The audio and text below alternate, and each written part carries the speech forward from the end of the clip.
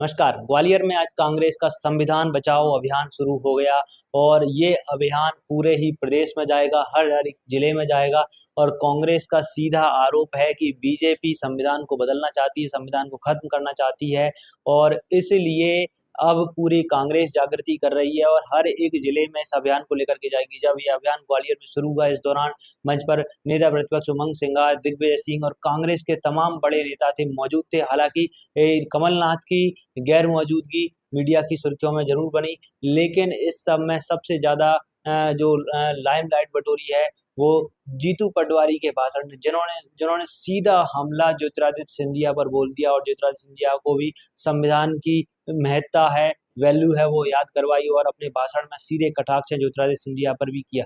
और विधायकों को दल बदल कराया, चुनी हुई सरकार गिराई। ज्योतिरादित्य सिंधिया ने कहा मैं सड़क पे आऊंगा इसलिए कि मेरा अपमान हो रहा है, तो उन्होंने संविधान को धक्का बताया और उन्होंने आपके वोट को चुनौती दी। यह संविधान खतरे में नहीं है तो क्या है?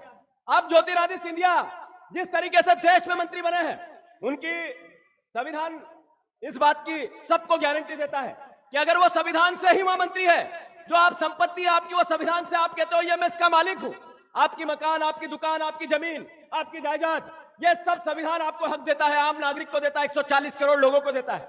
साथियों, संविधान ये भी अधिकार ज्योतिरादित्य सिंधिया को दिया कि राजमाता सिंधिया ने हमारे यहाँ शिवाजी कॉलेज यूनिवर्सिटी में अपनी जमीन दान की। वो विपक्ष की नेता थी पर काम सराहनीय किया। उन्होंने माधव कन्या विद्यालय को अपना जमीन दान की और संविधान के बल पर ज्योतिरादित्य सिंधिया मोती महल की जमीन संविधान से छीनना चाहते हैं। यह भी संविधान ने ताकत दी है।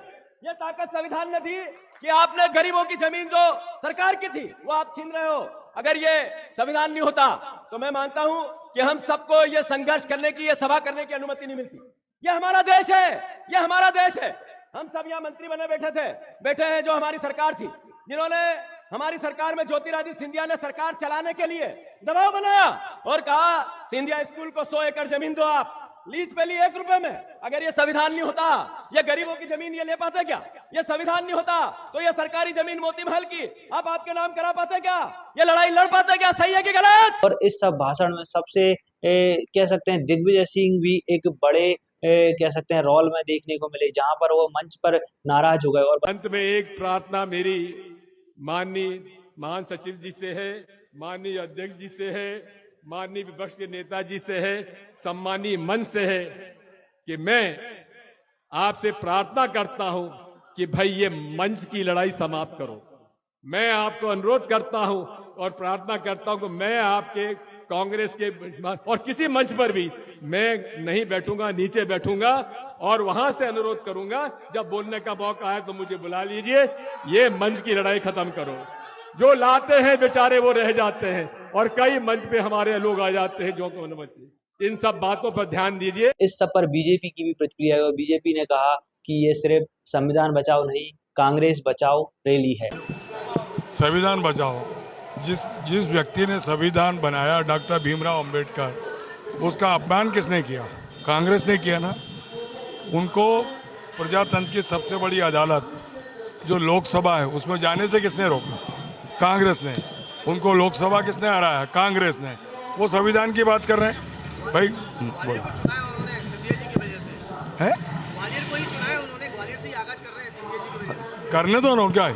कांग्रेस अपना काम करेगी। ये डबल इंजन की सरकार है, जो बोलती है वो करती है।